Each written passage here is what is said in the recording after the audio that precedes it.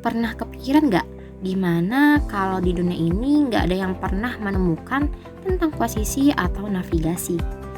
Contohnya, nggak tahu arah kiblat untuk ibadah, atau saat tersesat di daerah yang jauh dari rumah dan nggak tahu nih posisi saat ini lagi di mana. Contoh lainnya, nggak ada aplikasi ojek online yang bisa nganterin kita kemana aja, bahkan pesawat yang tidak bisa beroperasi tanpa mengetahui tempat dan arah untuk landing.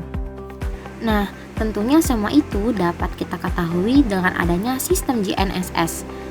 Kita dapat mengetahui informasi tentang posisi atau navigasi yang akurat secara global, informasi waktu dan lokasi secara cepat, akurat, murah di mana saja di bumi ini pada setiap saat tanpa tergantung cuaca.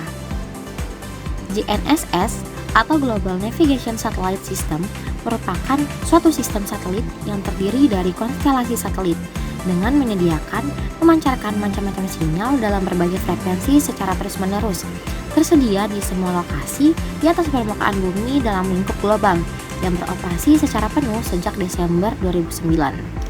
Sebelum adanya sistem GNSS, zaman dahulu pertama kalinya manusia mengetahui posisi dengan pendekatan astronomi geodesi pada tahun 1907 dengan sektan. Seiring perkembangan zaman, penentuan posisi dilakukan dengan pendekatan terestris dan teknologi yang semakin canggih, sehingga adanya satelit merupakan bagian dari sistem GNSS. GNSS dapat dipergunakan secara global dimanapun dan oleh siapapun di muka bumi ini secara gratis.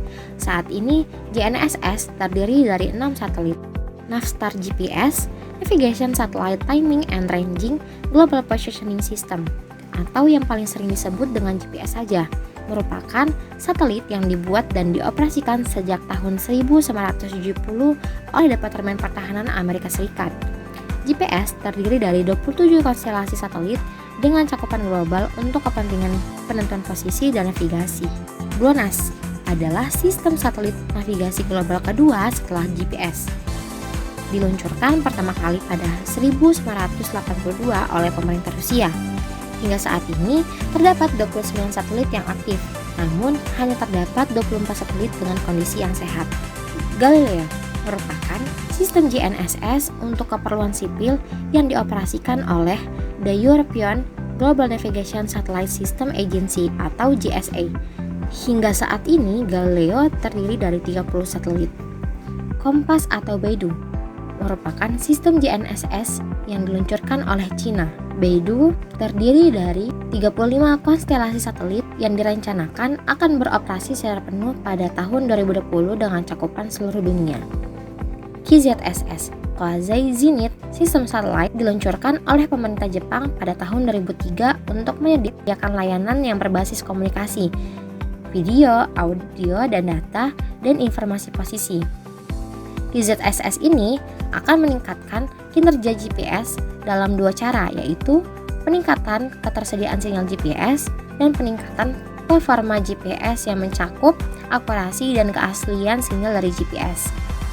Yang terakhir, IRNSS, The Indian Regional Navigation Satellite System, merupakan sistem GNSS yang terdiri dari 7 satelit. Sistem ini hanya mencakup kawasan India dan area sekitarnya. Itulah tadi penjelasan perkembangan sistem GNSS. Semoga videonya bermanfaat ya. Dadah!